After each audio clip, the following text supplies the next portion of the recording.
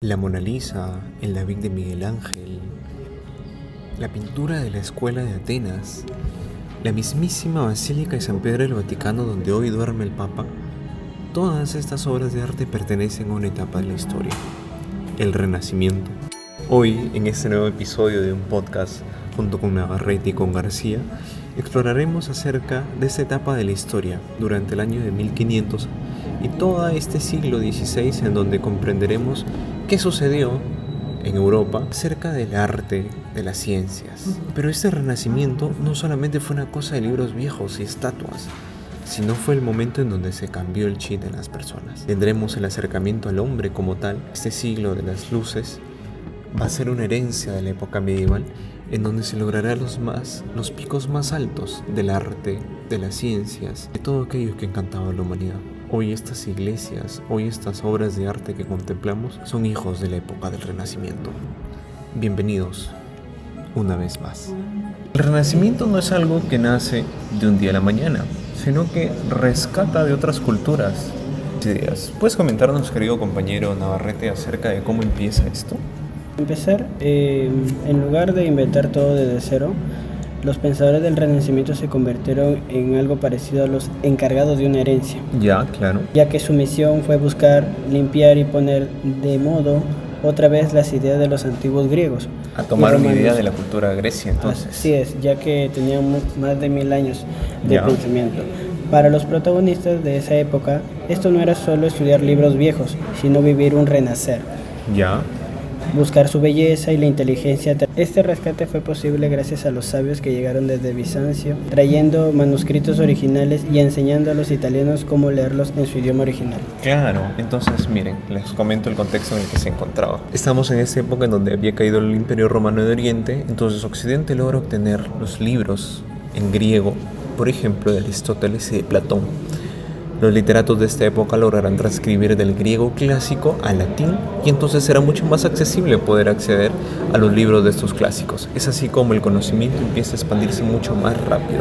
Pero ¿en qué momento podríamos considerar que empieza el Renacimiento como tal? Empieza en el Quinquenio, más conocido como el siglo XVI. Ya. Es el despertar del yo, cuando el ser humano se vuelve protagonista de todo. No quiere decir que deja de lado a Dios, no, sino que toma conciencia de que es hijo de este mismo. Este puede crear, destruir. Claro, como es imagen de Dios, imagen y semejanza, puede hacer lo mismo que Él, ¿no? Por eso es que directamente las obras de arte que se van a inspirar acá, a pesar de que toman la idea del paganismo de los griegos clásicos, van a seguir siendo ilustraciones totalmente cristianas.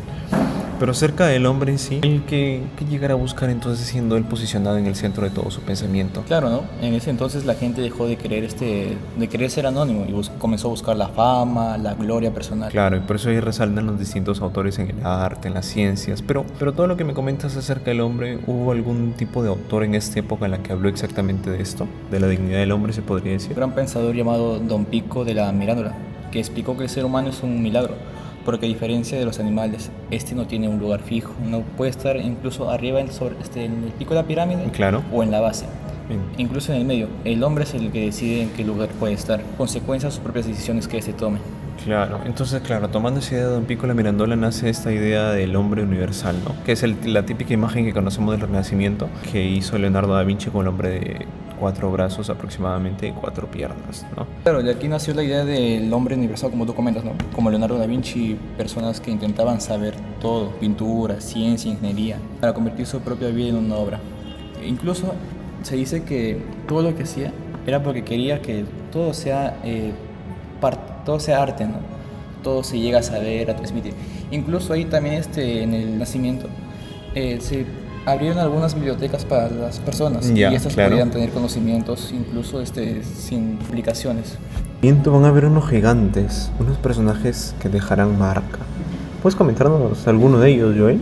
Claro, comencemos por el bloque 1, ¿no? A veces se suele dividir por bloques. En ese bloque tenemos al Resplandor de Florencia y Roma.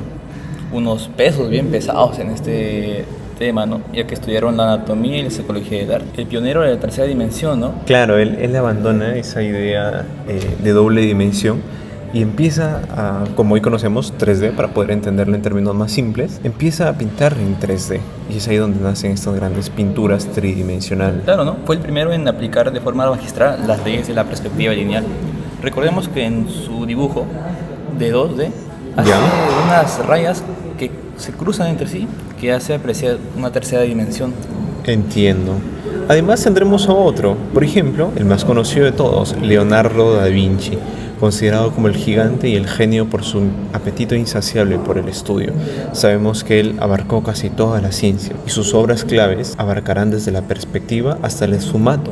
Es un tipo de difuminado con humo que le dará sus pinturas. Las obras claves que él tendrá serán La Gioconda, o más conocido como la Mona Lisa, reconocida mundialmente por una mirada y una sonrisa que llama la atención a todos. Tenemos la Última Cena, en donde pondrá en pintura el momento exacto en donde Cristo pregunta: ¿alguno de ustedes me ha de entregar? Y todos los apóstoles quedan en duda. Además graficará la adoración de los magos, la Virgen de las Rocas y entre otras pinturas. Recordemos que también tenemos a Miguel Ángel, la monumentalidad y el desnudo heroico.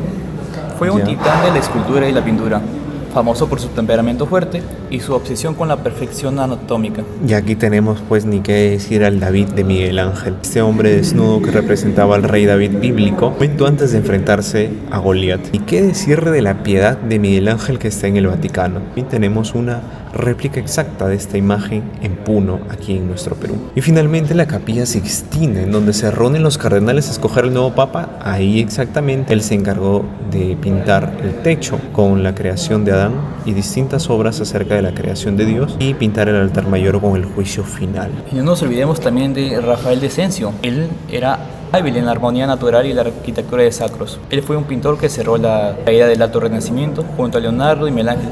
Eran conocidos por su carácter amable, pero también hay algo trágico. Murió a una edad temprana de 37 años. A pesar de haber muerto a esa edad, su gran labor fue que él se desempeñó como el arquitecto jefe de la Basílica de San Pedro. El papa de esa época, León X, quiso reconstruir la basílica y lo toma él como el arquitecto. Si Miguel Ángel era fuerza, Leonardo misterio, Rafael era el equilibrio, gracia y armonía. Logró un balance perfecto en la composición del color y el espacio, haciendo que las escenas sean naturales a pesar de su complejidad. Muy bien, pero su impacto de ellos empezará a llegar hasta el norte de los Alpes. Por ejemplo, con Alberto Durero, que tendrá una obra clave que será La Liebre, además del grabado de Adán y Eva y su propio retrato de 1498. Además de él tendremos a Hans Holbein, el retratista más grande de su época, y a Jan van Eyck y Roger van der Weyden, que serán los pioneros nórdicos que influyeron a través de la belleza basada en la observación cuidadosa y usando la técnica de la pintura al óleo. Y finalmente tendremos la última escuela, que será la de Venecia. Tenemos a Tiziano, el líder del arte veneciano, cuya influencia fue revolucionaria por su teatralidad y el uso de gestos y luz para guiar la mirada del espectador. Su obra clave, La Asunción, por su formato monumental y división geométrica, y la Venus de Urbino. Aquí hemos podido explorar acerca de algunos de los grandes artistas de esta época.